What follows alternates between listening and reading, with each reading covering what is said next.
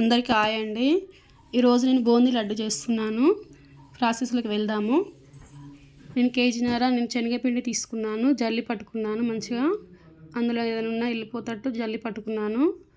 మంచిగా జల్లి పట్టుకొని ఒక గిన్నెలో పోసుకొని మంచిగా అల్లకి నేను వంట సోడా హాఫ్ స్పూన్ వంట సోడా వేసుకున్నా, చిటికెడంతా ఉప్పు వేసుకున్నా. స్వీట్లో కొంచెం ఉప్పు, కొంచెం స్వీట్లోకి కొంచెం చిటికెడ వేసుకుంటే బాగుంటుంది. అదంతా వేసుకొని బాగా కలుపుకొని పిండికి పట్టేటట్టు కలుపుకొని తగినంత వాటర్ వేసుకొని బాగా పలుకు లేకుండా కలుపుకోవాలి. పిండి ఉండలు కట్టకుండా బాగా కలుపుకోవాలి. బాగా కలుపుకొని బాగా అది లూజ్ వస్తాడు చూసుకోవాలి.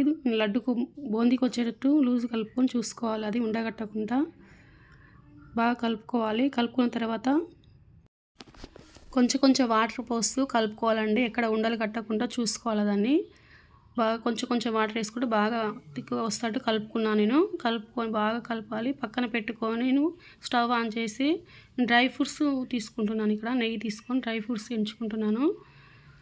డ్రై ఫ్రూట్స్ ఎంచుకోవాలి. గోల్డ్ కలర్ వచ్చేదాకా డ్రై ఫ్రూట్స్ ఎంచుకోవాలి. ఇది ఇష్టం అండి, వేసుకోవచ్చు వేసుకోపోవచ్చు, అది ఆప్షన్. తగినంత ఆయిల్ వేసుకొని బాండి పెట్టుకొని ఆయిల్ వేసుకొని ఆయిల్ వీటెక్కిన తర్వాత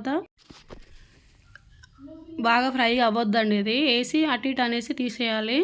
లడ్డుకు మళ్ళీ రాదు. బాగా ఫ్రై అయితే లడ్డుకు రాదు. అది వేసి పక్క పెట్టుకున్నాను. అది అయిపోయింది. చక్కెర నేను కేజీన్నర పిండికి నేను 1.5 కేజీలు చక్కెర తీసుకున్నాను. అది మునిగేదాకా వాటర్ వేసుకొని చక్కెరని కరగబెట్టుకున్నాను.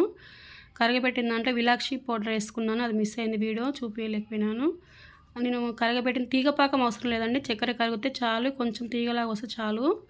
అది అందులోకి వాటర్ అది చక్కెర పానకం నేను బూందీలోకి వేసుకొని డ్రై ఫ్రూట్స్ వేసుకొని కలుపుకొని కొద్దిసేపు 10 నిమిషాలు పక్క పెట్టినండి. అదే పాకం అంతా చక్కెర అంతా దానికి బూందీకి పీల్చుకొని మంచిగా అవుతుంది లడ్డు. తర్వాత లడ్డు ఉండ చుట్టుకున్నాను. చాలా టేస్టీగా ఉండే లడ్డు, బూందీ లడ్డు రెడీ అండి. చాలా టేస్టీగా ఉంటుందండి. సింపుల్గా అయిపోతుంది, తొందరగా అయిపోతుంది, సింపుల్గా అయిపోతుంది.